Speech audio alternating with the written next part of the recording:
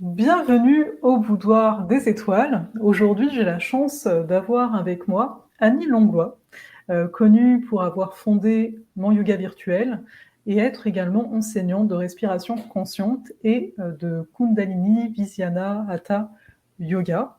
J'ai voulu avoir Annie avec nous aujourd'hui parce qu'au niveau de son parcours, je trouve que c'est assez inspirant d'aller vers soi et surtout de manifester, de créer une vie qui est davantage à son image. Comme vous le savez, au boudoir des étoiles, dans un second temps, on va regarder la carte du ciel d'Annie avec elle, bien entendu, et je trouve, vous verrez des choses assez fameuses par rapport à ça. Mais donc tout de suite, Annie, hein, bienvenue. Hop là, tu vas parler. Salut, merci. Très heureuse d'être là. Ouais, merci beaucoup d'avoir accepté d'être ici. Moi, ce que j'ai perçu de toi, hein, comme je te le mentionnais, c'est vraiment dans ton parcours, le fait d'avoir pris des risques, à mon sens. Parce que c'est des choses ici hein, que tu décris. Hein. Tu as été dans le mannequinat pendant un temps, et puis il y a eu un événement dans ta vie, c'est résumé, hein, parce que je pense bien qu'il y a eu des étapes, hein, mais qui a fait que tu as été en contact avec des douleurs dans le corps, hein, si je ne me trompe pas, sinon tu me reprends. Et là, ton chemin, je pense, a pris justement un autre chemin, tu as pris un tournant. Et j'aimerais beaucoup que tu nous parles de toi par rapport à comment tu as perçu ce moment-là. Tu vois, qu'est-ce qui s'est produit d'être en contact comme ça avec ton corps? Est-ce que avant ça, est-ce que tu étais autant en contact avec ton corps ou pas? C'est de voir un petit peu qu'est-ce que ça a pu manifester, parce que tu sais, il y a du monde qui peuvent avoir des douleurs, que ce soit physiques ou autres, hein, mais pour un peu dire, voilà, tu as peut-être un moment dans ta vie où ça se passe pas comme tu le pensais, c'est souvent le cas, là, on pense tout savoir et en fait non. Et comment toi, tu as rebondi en fait? Qu'est-ce qui s'est produit à ce moment-là pour toi? C'est une belle grande question qui a une belle grande réponse. Alors, je vais essayer de résumer.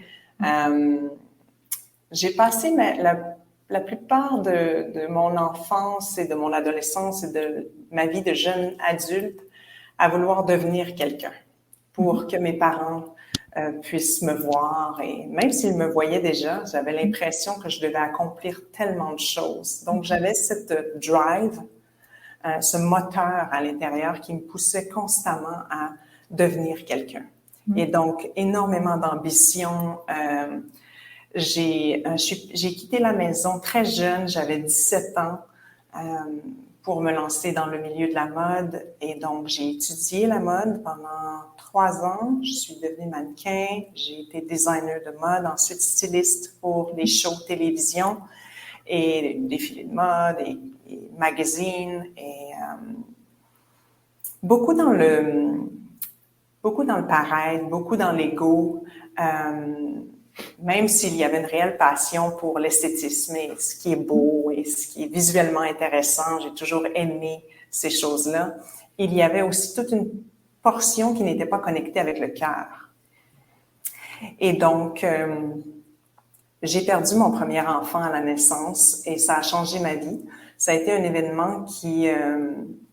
j'avais pris ma première naissance comme un projet, comme je prenais les projets de business et c'était très inattendu. Hein. Ça s'est passé en 24 heures. Je suis arrivée à l'hôpital. On m'a dit, on est vraiment désolé, vous allez devoir passer à l'accouchement ce soir, mais l'enfant n'a plus de signes vitaux.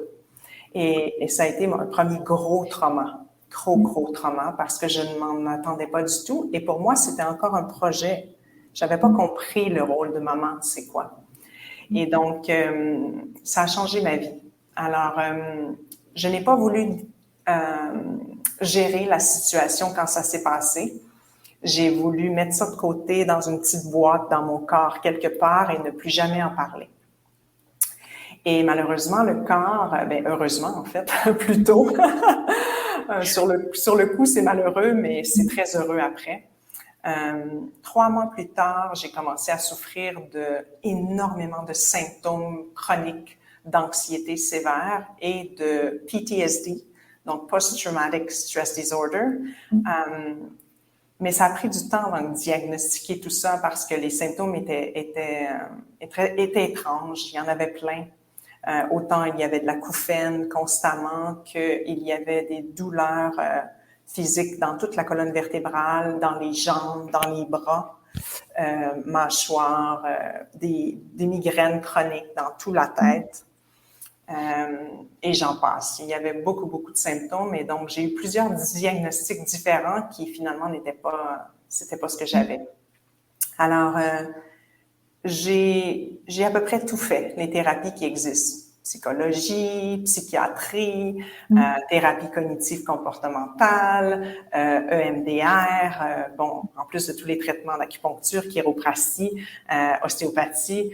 J'ai dépensé une fortune en 2 ans pour essayer de comprendre, mais en fait, à ce moment-là, c'était plutôt pour me débarrasser. Je voulais me débarrasser des douleurs et redevenir moi. Ce que j'avais pas compris, c'est que je n'étais pas moi avant. Donc, le vrai moi était à devenir avec cette douleur qui était un message tellement fort. Et donc, je n'ai eu d'autre choix que de commencer à m'informer, à prendre plein de formations sur... bien sûr, j'ai commencé en yoga, j'ai pris plusieurs formations de yoga, mais c'est vraiment la respiration consciente qui a fait la plus grosse émergence en moi pour la compréhension de ces douleurs et du système nerveux et des archives corporelles et des protections et tout le reste. Et depuis maintenant 10 ans, je suis une éternelle étudiante parce que c'est jamais assez comprendre d'où l'on vient, faire la paix avec d'où l'on vient, nos comportements, nos croyances limitantes, notre conditionnement, c'est hyper important. Et apprendre à s'aimer comme ça, apprendre à aimer d'où l'on vient et reconnaître qu'il est possible de changer. Il est possible de changer, mais on ne va pas effacer notre histoire. Notre histoire fait partie de qui l'on est. Donc, je suis toujours sur ce cheminement. La seule différence, c'est qu'aujourd'hui, j'enseigne à des milliers de personnes à mesure que j'apprends. Donc, c'est un honneur, vraiment. Bah, surtout que tu as appris aussi à t'aimer dans un état où quelque part, là, quand il y a une douleur, comme tu l'as dit au début, tu voulais te débarrasser de cette douleur, et pourtant, c'est là que l'amour, a commencé, en tout cas, on pourrait l'entendre ainsi, a commencé à être là. Donc c'est d'autant plus fort, parce que d'arriver à s'aimer quand il y a des douleurs, on pourrait se dire ici, oui, toi, il y a la respiration, il y a le yoga qui était présent, mais qu'il y a aussi cet amour, quelque part. Finalement, dans toute cette démarche, au début, comme tu as dit, tu t'informais, tu t'ouvrais, on va essayer de trouver une solution, qui était un peu, quelque part, peut-être une démarche, on peut tous l'avoir mentale, mais à un moment, c'est comme si, ce que j'entends bien sûr, tu pourras me reprendre, comme si tu étais tombé dans un autre état de réception. Dire, mais alors attends, tu vois, qui est-ce que j'essaye de fuir, finalement, et d'où le fait là que tu parles de tout ton cheminement, tout l'environnement que tu as connu en étant enfant, etc. Et là, cette acceptation, quelque part, que ok, ça fait partie de moi, et on va être, au lieu d'essayer de courir ou de peu importe ce qu'on pourrait dire ici. Tout à fait. Et je pense que cet amour part de la rencontre avec mon enfant intérieur, parce que c'est la petite Annie qui était blessée. Et souvent, nos blessures, c'est toujours le petit soi. Oui. Et d'aller rencontrer le petit soi, c'est difficile et c'est exceptionnel à la fois et c'est nécessaire. Donc, j'ai développé cet amour pour cette petite fille qui a juste essayé de survivre avec une maman anxieuse, avec un papa qui travaillait beaucoup, que je ne voyais pas souvent, des parents qui se sont séparés, j'étais très, très jeune. Et je suis retournée voir comment elle allait, la petite, comment elle a vécu ces expériences. Est-ce qu'elle avait envie de discuter avec quelqu'un qui l'écoute? Et je suis revenue à ce moment-là, j'étais là pour elle. Et donc, j'ai fait ce cheminement qui a été très, très long à travers la respiration consciente. Et cet amour-là est venu de je ne sais où, mais d'une grandeur complètement exceptionnelle. Et donc, c'est ça qui m'a aidé à aimer l'adulte d'aujourd'hui. C'est la rencontre avec la petite Annie.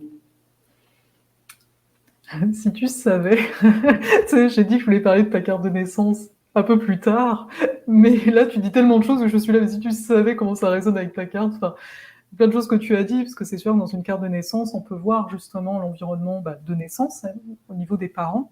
Et justement, tu as, je me lance, parce que je trouve que ça fait très naturel ici, tu me diras ça, mais tu as Saturne dans ta maison 4. La maison 4 en astrologie, c'est le foyer dans lequel on est né. C'est également le foyer qu'on va construire, c'est notre intériorité. Toi, ta maison 4, elle est en Lion. Le lion, là tu parles d'un amour qui est immense, etc. C'est une grande générosité, c'est le fait d'être dans un intérieur, ton intérieur, toi, que l'intérieur qui te voit évoluer, là, ton chez toi, qui est resplendissant, qui est créatif, etc. Ou tu peux aussi être créatif dedans. Le fait est, c'est que tu as Saturne dans cette maison-là. Saturne, c'est une planète qui, dans un premier temps, limite. Souvent, on va parler de la crise de la trentaine. C'est le moment où Saturne revient sur sa position natale, à peu près donc entre 28 et 32 ans. Donc après, à voir, tu pourras me dire si chez toi, il y a eu justement un changement à cet âge-là. Tu vois, un avant-après quelque part. Mais donc, toi, ce Saturne, il est dans ta maison 4, il est ce qu'on appelle rétrograde. Bon, je vais résumer un peu ce que ça veut dire. Un Saturne en 4, l'absence du père. Rétrograde, l'absence du père. C'est-à-dire, tu vois, tu m'as dit, il est souvent absent. Ce qui fait quoi? Ce qui fait que toi, tu as dû apprendre à créer tes propres repères. Par rapport à la carte, tu vois, c'est ce qu'on dirait. Tu m'aurais pas raconté ça, j'aurais dit, ouais, tu as dû créer tes propres repères. Donc, dans un premier temps, ça a pu être souffrant, parce que il n'est pas là. Cet amour qui, quelque part, comme ce Saturne est en Lion, devait venir du père. Saturne, c'est l'autorité, mais c'est souvent le père dans un thème aussi. Donc, tu as dû aller le chercher en toi-même. Et au début, tu sais, tu parlais beaucoup d'être quelque part dans une forme d'apparence. Tu vois, c'est du genre, je vais essayer de le lion, à la base, il veut attirer, parce que les énergies, on les utilise, une même énergie peut être utilisée d'une façon ou d'une autre, hein. Donc, on veut attirer l'attention, parce qu'on n'arrive pas à avoir ce fameux amour qui a surgi là, à un moment en toi. Mais avec ce Saturne rétrograde, ça a dû amener aussi une grande exigence envers toi. Je dis souvent avec les Saturnes rétrogrades, parce que j'ai moi-même Saturne rétrograde dans ma carte, hein, je me permets, c'est par exemple, tu vas dire, disons que tu fais du saut en longueur, je veux atteindre 10 mètres, genre je saute 10 mètres, alors que d'habitude tu sautes 6 mètres, là tu vas sauter 9 mètres 50, on n'est pas content. Alors, ah non, c'est pas 10 mètres. Oui, mais c'est 9 mètres 50. Non. Tu vois, et en fait, c'est de voir, et je pense qu'ici, vu ce que tu as décrit, ce que je ressens aussi, hein, je pense que maintenant, tu as dû apprendre aussi à célébrer. Parce que les Saturnes rétrogrades ne célèbrent pas. Pourquoi? Parce qu'il n'y a jamais eu quelqu'un qui t'a dit « bravo, c'est bien ». Ce qui fait que toi, tu sais jamais qu'on sait bien, c'est qu'on sait assez. Donc, il y a un côté j'ai un objectif, j'enchaîne. Tu vois, il n'y a plus à voir ça, à voir où t'en es, parce que c'est le thème de naissance, il y a une évolution. Mais tout ça pour dire que quand tu as parlé de tout ça, ça résonne franchement très fort. Et je suis très heureuse d'entendre que là, parce que la maison 4, c'est ton intérieur, et tu l'as dit, quoi. Cet amour, il est là, il a surgi, il est immense. Ouais, il est lionesque. Tu vois, l'énergie du lion, c'est très généreux, c'est très présent. Et chez toi, on le voit, je partagerai pas ta carte, mais on le voit, ce Saturne, il est au milieu, là, il siège, et il tient certaines planètes qui sont en face. C'est notamment, si je ne me trompe pas, je l'ai sous les yeux, tu as Vénus, non, c'est Mercure, Mars, au niveau de la maison 10. La maison 10, c'est la place publique, c'est comment les autres te perçoivent. Donc, toi, tu avais, entre guillemets, ce manque peut-être d'amour, une impression que les autres ne te voient pas, même s'ils te voyaient, on s'entend, c'est un ressenti, toujours. Mais les autres, eux, ils devaient percevoir ton côté original, ton côté atypique, parce que tu as du Verseau, en fait, en face. Les autres voyaient, c'est quelqu'un d'intelligent, elle a l'air de savoir ce qu'elle veut, elle a une vision, tu vois. Donc, voilà, je te lance un peu là-dessus, si tu veux rebondir, si tu as quelque chose qui résonne par rapport à cet ajout, mais voilà. C'est vraiment intéressant parce que mon père a toujours été là, il a pris toute sa place à l'âge adulte quand j'ai quitté la maison. Mm-hmm. Quand j'étais plus petite, j'habitais avec ma mère qui s'est remis avec un homme qui voulait prendre la place, beaucoup de place, et j'ai toujours refusé. Je ne voulais pas, je voulais que ce soit mon père qui soit à cet endroit-là. Et donc, mon père, je le voyais beaucoup moins souvent, une fin de semaine sur 2. Et quand j'allais chez lui, il était occupé, il faisait ses trucs et tout. Et c'est vraiment ce manque-là qu'il y a eu, ce refus d'avoir l'autorité parentale venant de quelqu'un d'autre que mon père. Et donc, il était là, mon père. Oui, mais moi, comment je me sentais, c'est que le besoin que j'avais n'était pas comblé. Donc, Et il s'est comblé plus tard. On dirait qu'après, il s'en est rendu compte et il a voulu rattraper. Et effectivement, il a été présent dans ma vie, vraiment, vraiment présent dans tous mes projets de compagnie, toutes mes idées folles. Il a voyagé avec moi quand je voulais aller à l'autre bout du monde. Il venait voir, il s'assurait que tout était OK. Mais ça s'est fait plus tard. Ça a débloqué comme à 18 ans. Et donc, la blessure était déjà là. Il y avait déjà des petites choses qui restaient à l'intérieur au niveau des archives dans mon corps.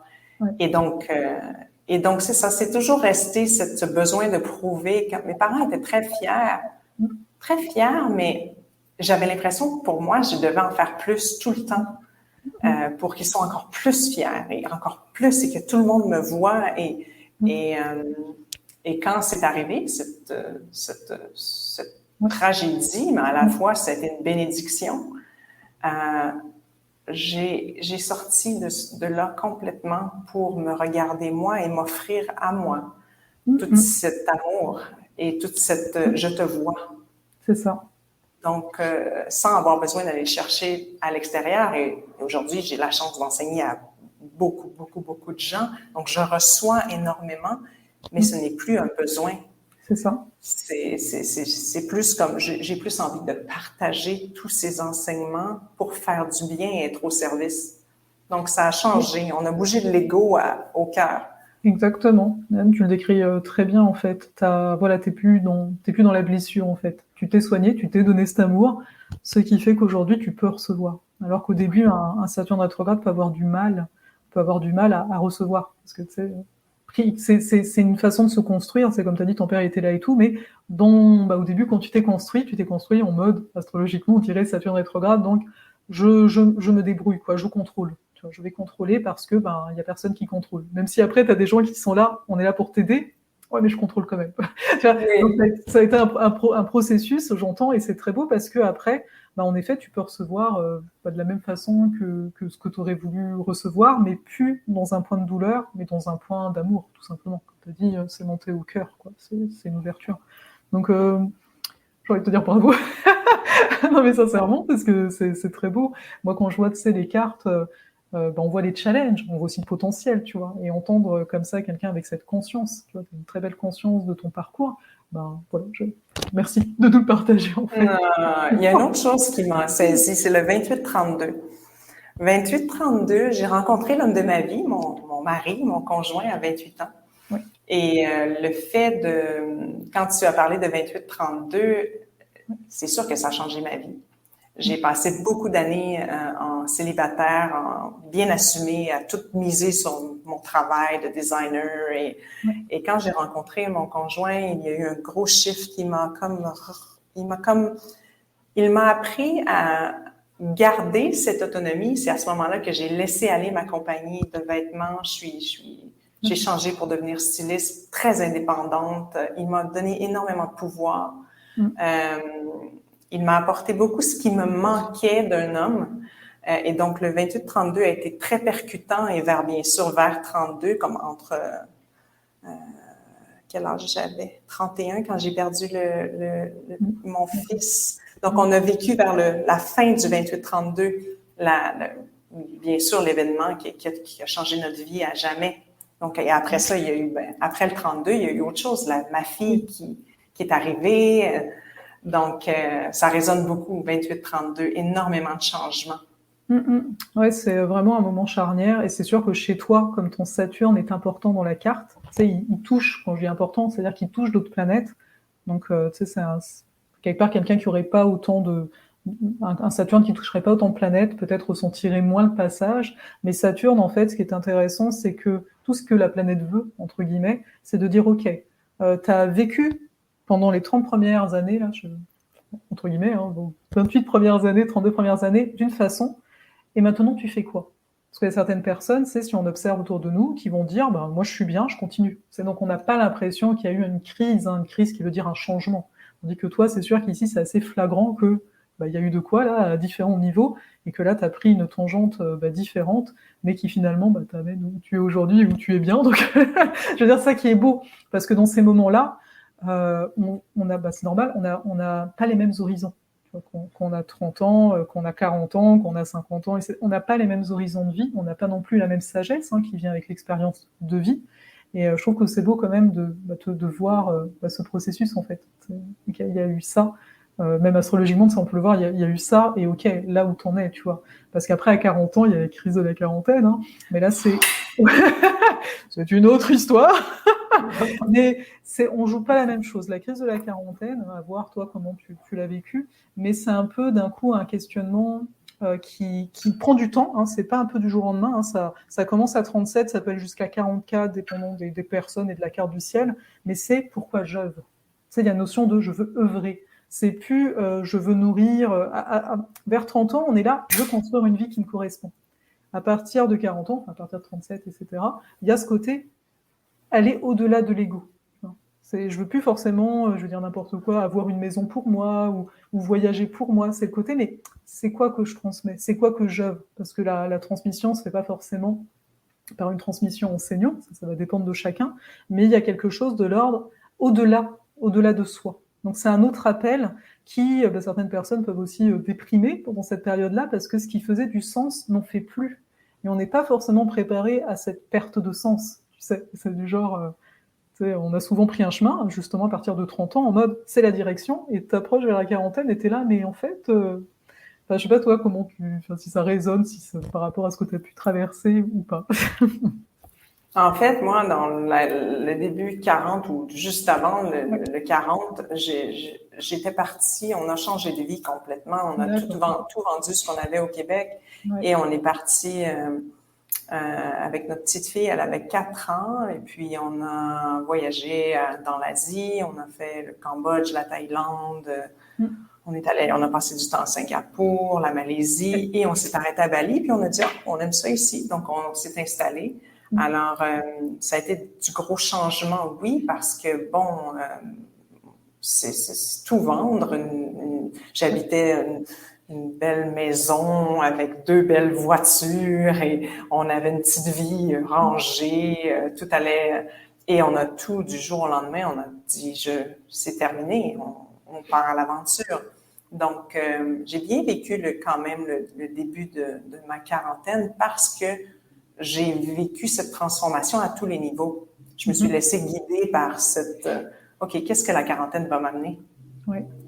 Et donc, ça s'est poursuivi avec Bali, Québec, jusqu'à ce que ce soit Québec, Costa Rica, parce que, bon, il y a eu la pandémie, tout ce que ça commençait à être loin, et Bali a fermé complètement.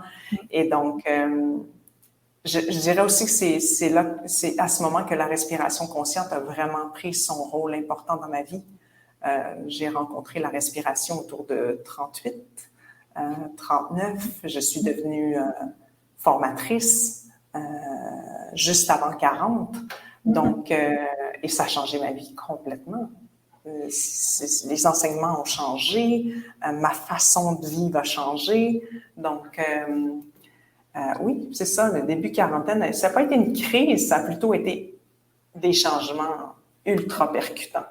Tu vois, une crise, c'est du changement. C'est sûr, ça veut dire changement, tu sais, en fait. Et c'est ça qui est marrant, c'est parce que dans notre vocabulaire courant, on a tendance crise, tu vois. Ouais. Alors que c'est du changement, tu vois. Mais là, toi, tu l'as bien vécu.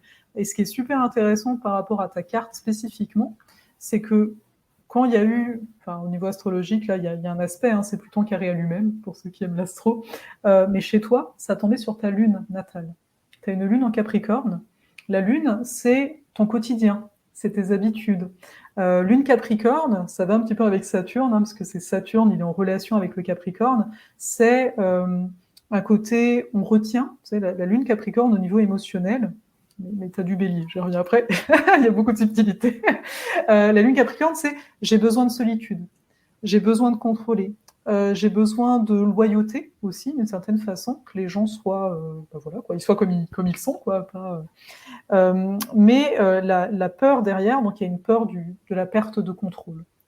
Donc il y a de fortes chances ici, parce que ta lune, en fait, elle est pas toute seule, elle est en lien, en tension à ta Vénus. Ta Vénus natale, à toi, elle est en bélier, et tu as des besoins, entre guillemets, qui ne correspondent pas, parce que c'est le paradoxe, on est tous paradoxal, des besoins qui ne correspondent pas à tes envies. Vénus Bélier, c'est la conquérante.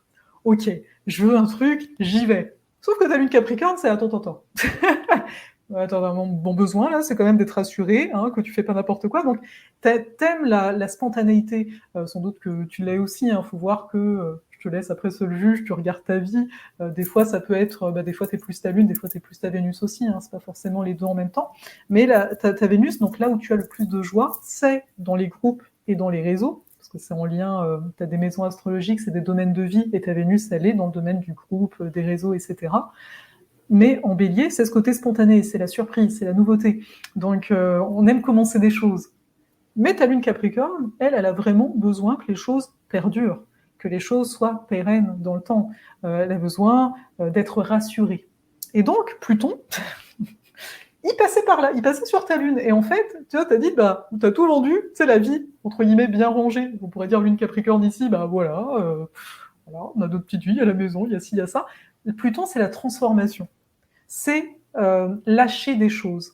Donc là, la vie, et ça s'est très bien passé parce que sans doute que tu t'es, tu vois, je veux dire, il y a un aspect, mais ça se prépare avant, il y a d'autres planètes, quoi, tu vois, il n'y a pas qu'une chose. Mais ça t'a quand même amené à changer complètement d'habitude, à transformer tes habitudes. En voyageant, comme tu l'as fait, tu pouvais pas mieux faire, mais c'est ça que je trouve assez pertinent, sachant que ta lune, elle est au tout début de la maison 9, qui est en lien au voyage, qui est en lien aussi aux croyances qu'on a sur la vie. Donc sans doute qu'il y a eu en même temps, logique, parce que tu as beaucoup voyagé, mais tu sais, une transformation des croyances, une transformation de, ok, à quoi doit ressembler un quotidien, ou à quoi il ne doit pas ressembler. Donc je rebondis juste parce que ce que tu as décrit, chez toi, c'est vrai que ça a été très marqué. Ça a été un moment... Mais cette ambivalence, c'est toujours là, encore aujourd'hui. Ah oui, j'ai peur de l'avion. Et comme j'ai peur du changement, et à la fois j'ai cette force qui dit toujours vas-y. Et donc j'ai acheté 8 ou 9 maisons dans les 15 dernières années. J'ai déménagé je ne sais pas combien de fois et j'ai donné, à chaque fois je vendais avec les meubles, donc c'était toujours un deuil. OK, prenez tout, je recommence à zéro. Prenez tout, je recommence à zéro. Et là, à l'intérieur, oui. Oh my God, c'est tellement difficile. Oui. Et donc, les deux ont toujours été là, très, très, très présents. Et même encore aujourd'hui, je les ressens tout le temps. J'ai besoin d'une routine, mais à la fois, non, j'ai besoin de nouveau. Alors, j'ai encore de la difficulté à être équilibrée entre ces deux ambivalences. Vu que ça fait partie de ta carte, j'ai envie de dire, c'est normal que tu les ressentes toujours. Tu vois, c'est juste qu'il y a eu l'aspect de Pluton qui est venu comme raviver, qui a, tu sais, ça a comme marqué une partie de ta vie, même si j'entends que ça a toujours été plus ou moins là, parce que de toute façon, ta Lune et ta Vénus, je te montrerai après, ce sera plus clair, ils sont en aspect à ton Pluton natal. C'est-à-dire que toi, ton Pluton natal, il stresse, entre guillemets, c'est un aspect de tension, il stresse ta Vénus, c'est-à-dire qu'il y a un besoin d'intensité, enfin, t'aimes l'intensité, tu vois. Et en même temps, ta lune Capricorne, elle aimerait bien que ce soit tranquille tout le temps, mais elle est aussi stressée par Pluton et elle est stressée par Vénus. C'est-à-dire, concrètement, lune par rapport à Pluton, t'aimes ça l'intensité, mais en même temps, t'aimes pas la complication. Enfin, c'est un peu particulier. C'est genre, oui, mais en aimant l'intensité, des fois peut-être, tu te retrouves dans des situations où c'est compliqué en fait, et là ta lune elle est pas bien parce que toi tu as une lune Capricorne, ça devrait être comme ça ou comme ça. Enfin, à un moment il n'y a pas à tergiverser, et là oui. Et la solution, l'énergie plutôt qui serait à déployer, mais sans doute que tu l'as fait naturellement, c'est l'énergie du Cancer. Donc ici, c'est d'aller trouver beaucoup plus de douceur envers toi, mais je t'en parle après. Ce que je voulais te dire depuis le début par rapport à ton chemin de vie où tu as utilisé des termes dont tu es quand même dedans. Là. Donc beaucoup plus de douceur envers toi, de voir ici, et on revient un peu à ce Saturne de tout à l'heure, que finalement l'angoisse, parce que lune Pluton, ça peut donner un côté angoissé en tant que tel, de façon très commune. Tu sais, quand tu dis le ventre, là, c'est un peu une sorte d'angoisse. Et là, le deuil, c'est plutonien. Ce terme-là que tu utilises, c'est très plutonien aussi, de devoir tout lâcher. Et c'est finalement, avec le Cancer, se ramener à soi et se dire, mais en fait, je nais à moi-même continuellement, mais que tout est à l'intérieur de moi. Je sais que tu le sais.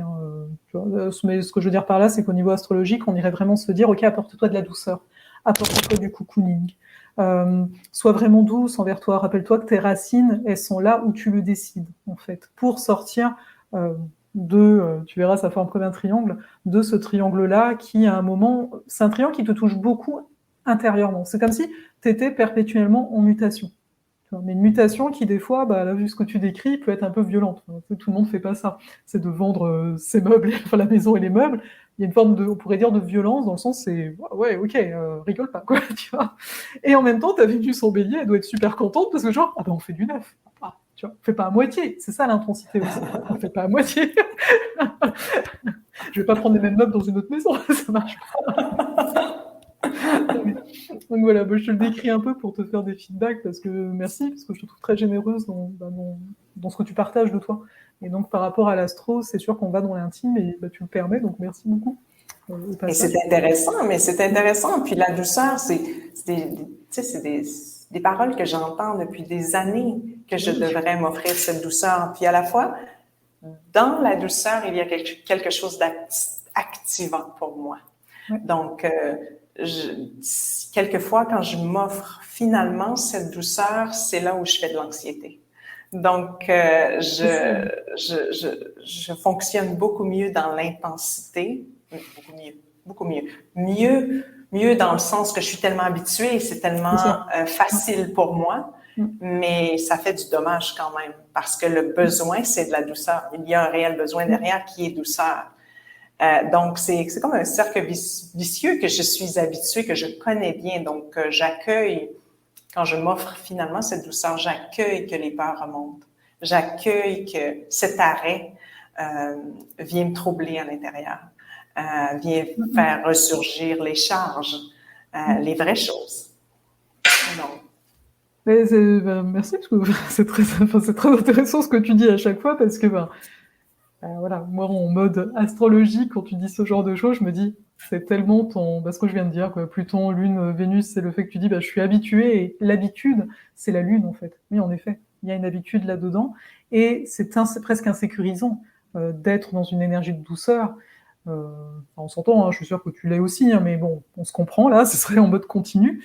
Mais ce qui est beau, c'est que tu perçois aussi les limites de ça par rapport à toi-même. Et pour moi, à chaque fois, j'ai tendance à dire, tant que tu as conscience, tu vois.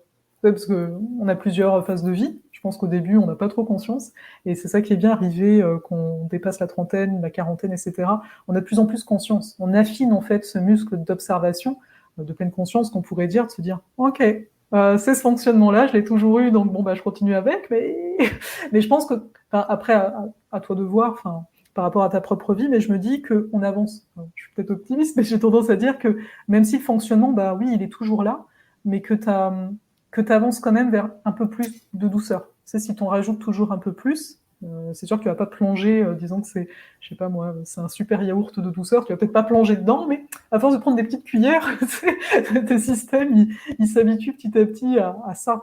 Et je voulais juste rajouter de quoi par rapport, parce que c'est en lien dans ta carte. Oui, il y a ça qui m'est venu, à voir comment ça résonne pour toi. Mais le côté, c'est comme si tu devais être, par rapport aux configurations que tu as, autant ton père que ta mère, qui n'est pas forcément évident. Et de se dire comment le père peut être doux et la mère peut être un cadre rassurant. Parce que ça n'a pas été le cas. Lune carré Pluton, je ne pense pas que ça a été le cas, ça a été plutôt un peu stressant, je pense. Donc, c'est comme s'il y a ce côté-là, tu vois, parce que de base, on penserait, oui, le père, il donne le cadre, et la mère, elle amène la douceur, et chez toi, c'est comme si c'était l'inverse, qu'il y aurait besoin à créer en toi ici, tu vois, en termes de polarité. De dire, mais je peux avoir une structure douce, et je peux avoir l'inverse, de la structure dans la douceur.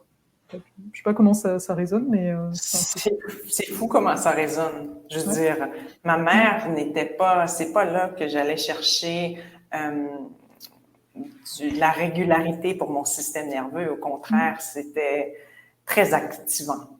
Et mon père, même s'il était très occupé, je le voyais moins souvent et tout était possible avec lui. Papa, j'ai envie de déménager à Montréal à 5 heures de la maison pour étudier la mode, même si maman veut que je sois médecin. D'accord. Pas de problème, aucun problème. C'est ça qu'il faut, c'est ça que tu as envie. Parfait, on va tout faire en ordre. On va tout faire pour que ça se passe bien.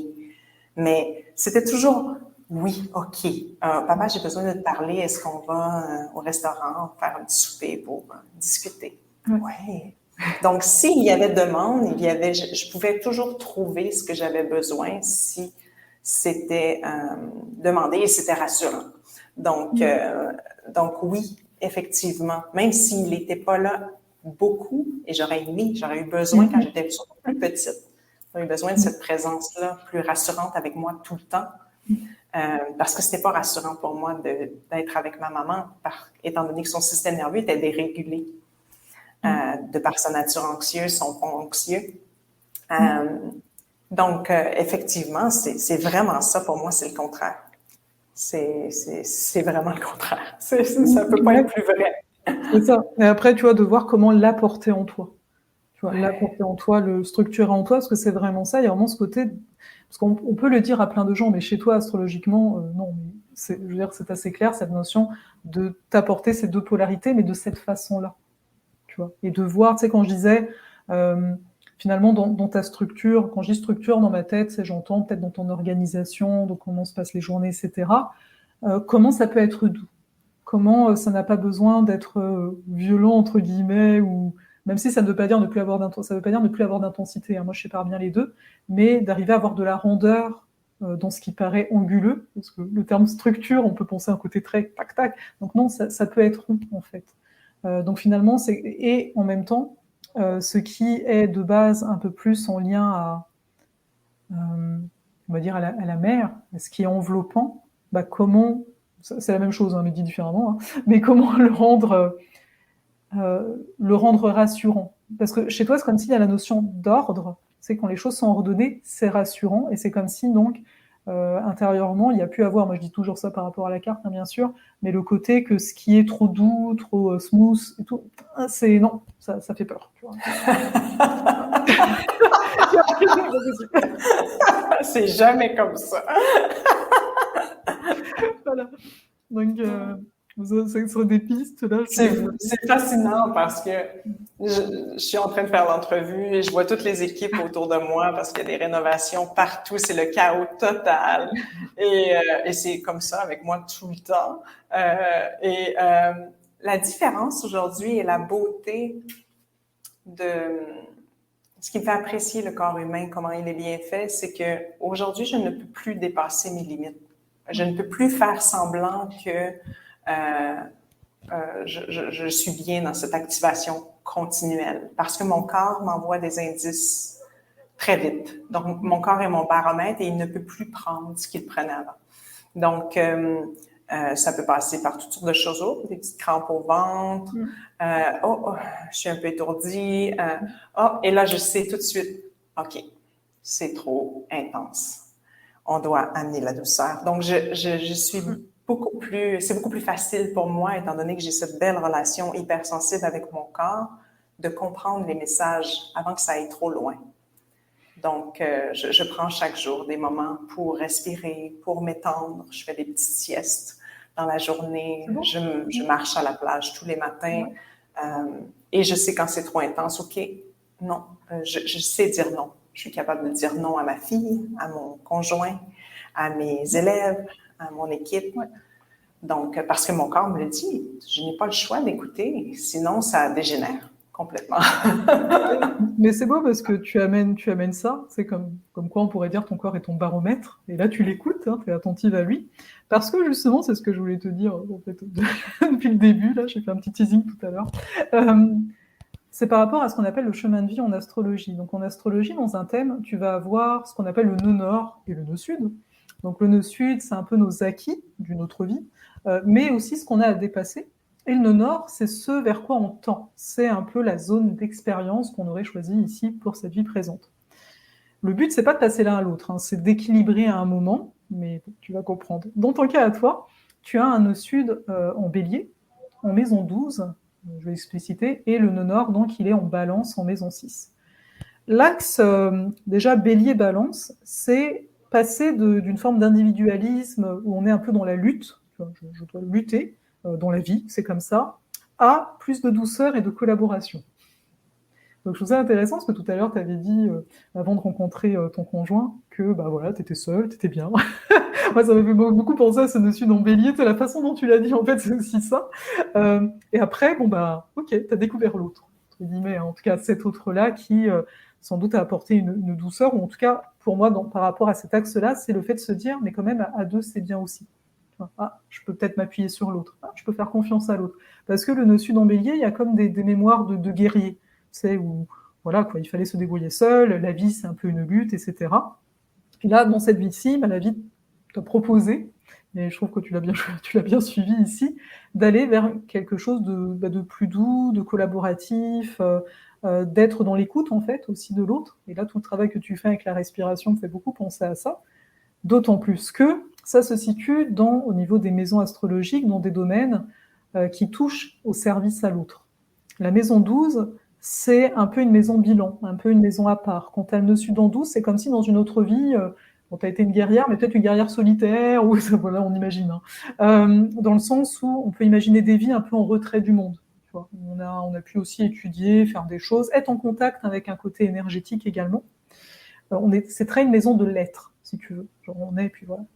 Tandis que la maison 6, donc là vers quoi tu tends, et je trouve que tu es très bien dedans là, à l'heure actuelle, c'est la maison, donc on dit du service à l'autre. C'est-à-dire d'apporter, comment te dire, c'est comme si dans la 12, on est en contact à une énergie. Mais une énergie, enfin c'est dur à transmettre. Juste, voilà, j'ai une énergie, quoi. Alors qu'en 6, ça t'a demandé d'aller, et tu vois, pour moi, tu as créé ici une méthode, mais voilà, tu as créé une méthode.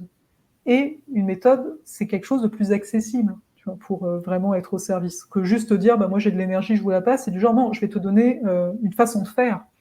Et là, je cite une phrase de ton site, où je trouve que ça va superbement bien avec ça, ce nœud nord en maison 6. J'ai pas toute la phrase, mais c'est juste que tu parles de techniques douces de transformation à incorporer dans le quotidien. La maison 6, c'est le quotidien. Donc sur le coup, je me suis dit, et en plus, en termes de mots, transformation, ton Pluton, à toi, il est dans la maison 6. Donc toi, au quotidien, oui, tu te transformes, on l'a vu pas mal avant, mais le fait que tu dises que tu viens créer une technique, c'est une méthode douce, la balance, la douceur. Enfin, sur le coup, je me suis dit, mais c'est fou, sans le savoir, tu connais pas ta carte, dans le sens, tu fais pas d'astrologie, franchement, ça tombe pour moi, parfaitement, ça m'a fait sourire, si tu veux, en tout cas, parce que c'est vraiment ça, c'est d'amener une méthode moi je vais dire de guérison, hein, c'est un terme, de soin en tout cas, quelque chose qui fait que les gens aillent mieux dans leur quotidien, de façon accessible. Et ça passe par une méthode ici. Mais c'est intéressant parce que j'ai été formatrice pour une autre entité pendant les 3 premières années en respiration, et qui est une technique qui était beaucoup plus intense. Et quand je me suis sortie, beaucoup de bienfaits par contre, c'est juste que l'intensité pour des gens qui sont déjà ultra activés comme moi, ça ne cadrait plus. Donc, et c'est là où j'ai décidé de créer ma propre modalité, transformer tout ce que j'avais appris et le transposer dans quelque chose de doux. Je me suis dit, on peut arriver au même but, mais d'une autre façon, et avec les techniques qui sont similaires. Et donc, j'ai tout transformé pour travailler beaucoup l'aspect somatique, le titrage qu'on appelle, qui est de travailler avec la lenteur. On travaille avec juste un petit peu de charge dans le corps et hop, on revient se ressourcer. Hop, on retourne dans un petit peu de charge, on revient. Mais c'est pas comme ça que je travaillais au début. Il a fallu que j'expérimente pendant plusieurs années pour que mon corps me dise il y a une autre façon pour toi. Et pour les gens à qui tu vas enseigner, qui est beaucoup plus aligné avec le vrai soi, avec ton soi. Donc, c'est là que j'ai vraiment choisi de créer cette modalité avec cet alignement qui était clair en moi. Donc ça résonne énormément. Ouais, t'as vraiment bien fait ça. C'est vraiment impressionnant, mais franchement, je suis là, waouh. Là, c'est très clair, tu sais, parce que des fois, ça peut être les chemins de vie, c'est pas forcément, tu vois, ça pourrait être plus interne, etc. Même si ça l'est aussi, tu vois. Mais chez toi, en plus, ça se voit, parce que sur ton site, comme j'ai dit, ok.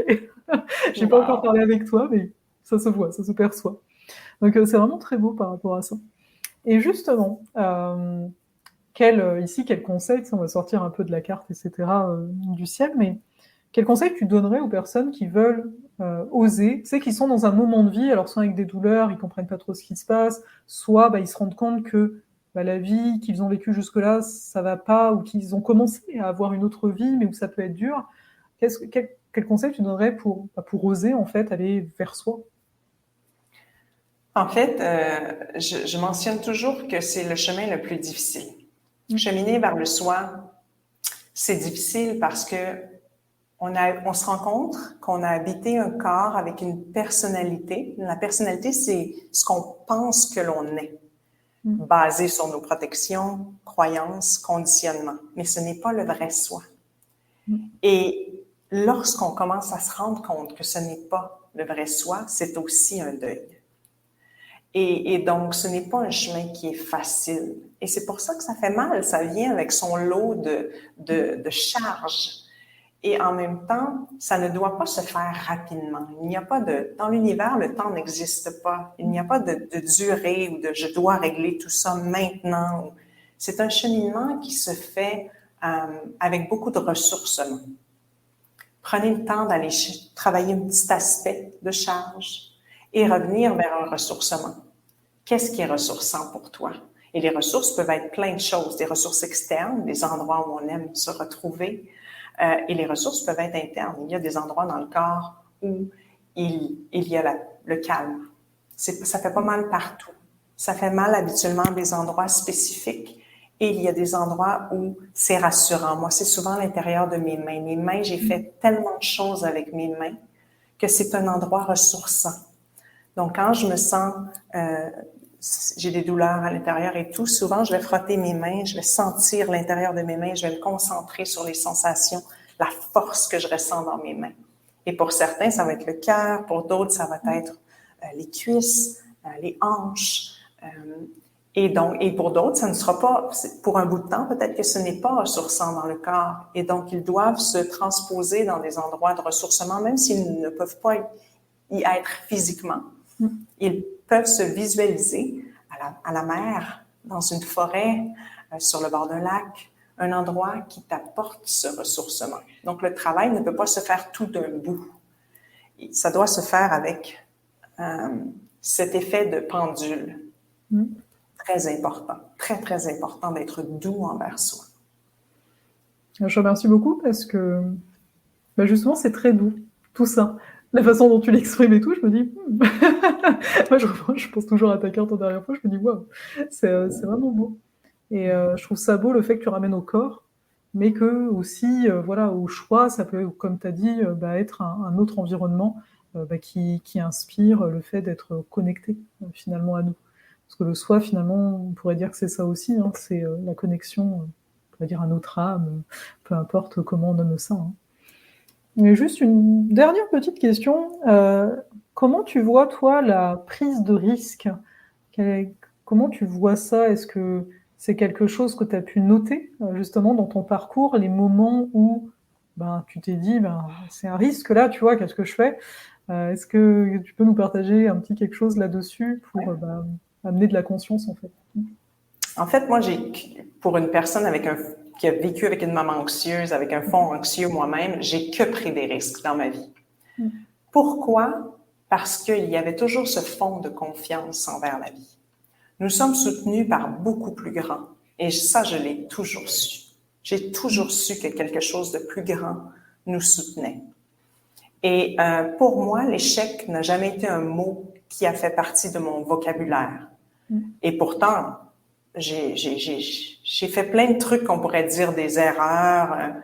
Et moi, j'appelle tout ça expérience. Et si je n'avais pas vécu ces expériences, je ne serais pas là où je suis aujourd'hui. Et donc, peut-être enlever le mot échec de votre vocabulaire quand vous prenez un risque et d'habiter le risque. De dire, le pire qui peut se passer, c'est que je n'apprécie pas tant cette expérience et que je revienne là où j'étais ou avec, bien sûr, on revient jamais totalement où est-ce qu'on est parce qu'on a vécu une expérience de plus dans notre vie. Et je me dis toujours, la vie est courte et si je n'essaie pas, je ne le saurai jamais. Donc, je respecte toujours ces pulsions en moi. Je les accueille, j'en discute. Mais je fonce. Je fonce en me disant que ce sera une expérience. Ça ne peut pas être un échec. Donc, que je me trompe ou pas. Et il y a plein de choses que j'ai faites qui ont été ordinaires, qui n'ont pas fonctionné, j'ai aucun regret. Zéro regret. Zéro. Parce que c'était important. Ces choses-là étaient importantes. Et même si on ne comprend pas pourquoi on a vécu ça, c'est plus tard qu'on comprend. Il y avait une raison pour ça. Je te remercie beaucoup. C'est franchement très, très inspirant. Oui, c'est vrai. C'est beau. Ça, enfin, en tout cas, je pense que ça a bien aidé le monde de se dire vas-y, quoi. Après, t'es riche, comme tu dis, de l'expérience, en fait, tout simplement. Fait. Donc, merci beaucoup, Annie, pour ce voyage à travers tout ton cheminement, toute cette quête, j'ai envie de dire, vers soi, parce que comme tu l'as dit, ça finit jamais. On est toujours en continuel mouvement vers soi. Simplement, qu'est-ce que tu fais actuellement? C'est au cas où, là, le monde a envie quand même de te suivre, voir un petit peu, te découvrir aussi, pour ceux qui ne connaîtraient pas. Donc, est-ce que tu peux nous dire actuellement, qu'est-ce que tu nous proposes? Je fais beaucoup de choses, des choses que je suis plus impliquée, des choses moins. Mon site, mon yoga virtuel, énormément de belles choses, offre toute une série de belles choses, mais avec 100 professeurs différents. Donc, moi, j'ai juste une petite implication dans ça et on a vraiment une communauté exceptionnelle. J'offre plusieurs formations professorales, dont la formation en tant que facilitateur en respiration consciente. J'ai aussi la formation Essence Flow qui est breathwork, donc donc consciente et du yoga. Donc, un yoga qui est très, très spécifique pour débloquer les ceintures de tension du corps. Donc, on a ça aussi. J'ai bien sûr la formation Essence Gamma qui est de la méditation vibrationnelle où est-ce qu'on augmente les fréquences du corps pour retrouver la cohérence interne, se brancher au champ des possibilités. Et j'ai la nouvelle formation Essence Somatique en méditation. On apprend 4 formes de méditation pour travailler vraiment avec l'aspect physiologique. Le corps, les douleurs, être capable d'habiter ce qui est là. On n'a pas appris à faire ça. La douleur, on est supposé de ne pas ressentir ça. C'est pas normal. Et pourtant, c'est juste un messager. Alors, j'ai plein de belles choses sur mon site, annielanglois.com. J'ai un abonnement aussi où j'offre des masterclass, des rituels de parole. J'ai une chaîne YouTube pour ceux qui veulent commencer à pratiquer gratuitement. Alors, ça s'appelle Annie Langlois Yoga. Donc, j'en ai pour tous les goûts et j'offre aussi des dimanches gratuits une fois par mois, des classes où on a 5, 6, 700 personnes. Moi, j'ai envie de dire, tu vois, j'ai affiché ton site, allez sur le site d'Annie. Je pense que tu as une infolettre, comme ça, voilà, pour les dimanches, pour tout ce que tu as cité. Je pense que c'est un des meilleurs moyens pour ne rien rater, parce que comme tu dis, voilà, tu as plusieurs choses. Voilà. Donc, chacun en fonction de ce qu'il a envie, comme ça, a du choix. Mais en tout cas, je te remercie vraiment beaucoup pour ce moment passé ensemble. Une belle expérience, toute en intimité. Après tout, on est dans un boudoir, rappelons-le, boudoir des étoiles. Et je te remercie de nous avoir partagé finalement tout ce parcours et toutes ces pépites, j'ai envie de dire, d'enseignement qu'on va pouvoir appliquer. Merci, un grand merci à toi d'avoir eu l'idée de m'inviter. C'est toujours un plaisir et un honneur de partager mon expérience et si ça peut aider, inspirer. Voilà. Merci. Merci encore, Annie. Et merci à tout le monde.